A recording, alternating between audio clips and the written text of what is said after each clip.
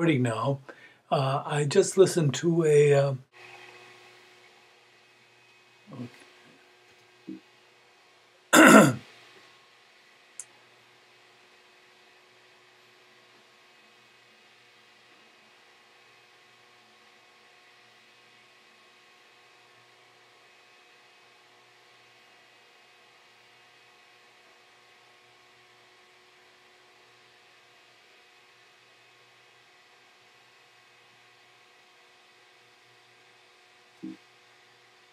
I'm I'm doing this as an experiment to see how I can manage. I'll use this a tape that I'd made detailing my mother's last days, and I'm going to repeat it now as a video. I hope that it'll turn out just as well, maybe better. At any rate, the part of the story that I'm going to tell has to do when my mother came here to Milwaukee after my brother died. My brother was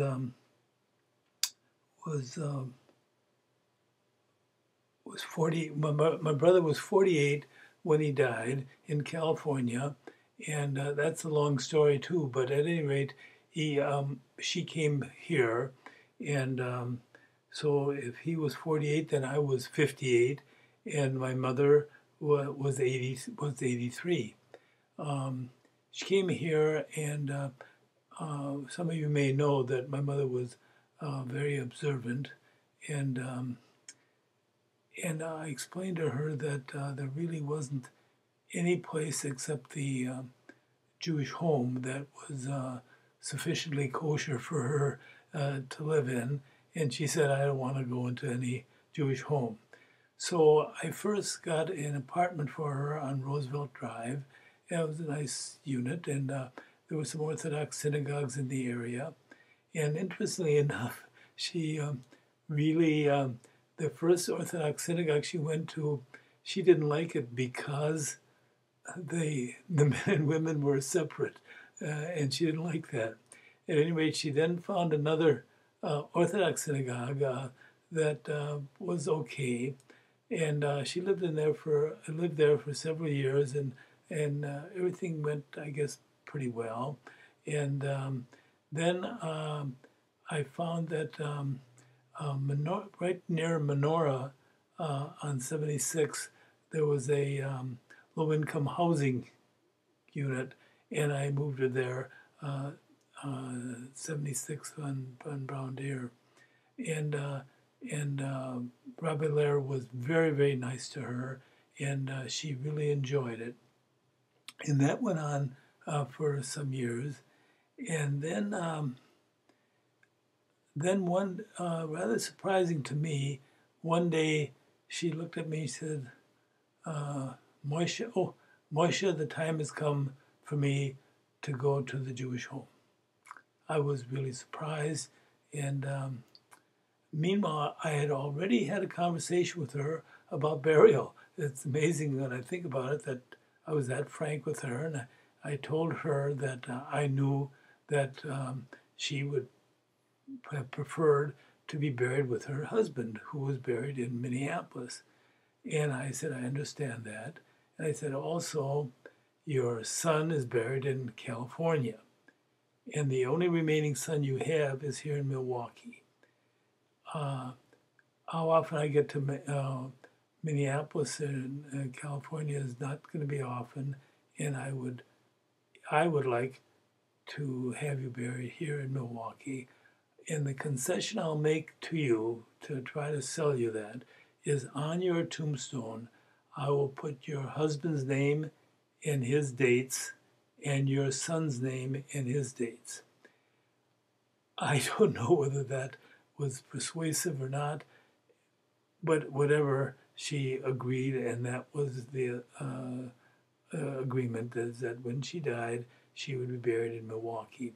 And now she's going to live at the Jewish home. And I have to say, she did beautifully at the Jewish home. I guess I'm not. I guess it's still recording. How do I? How do I?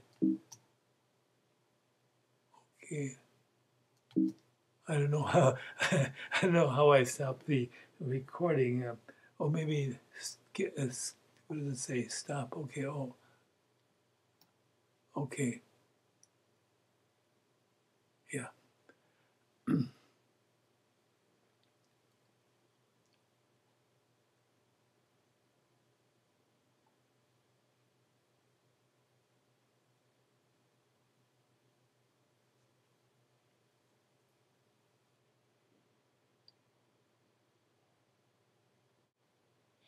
Okay. Okay. I guess I'm back again.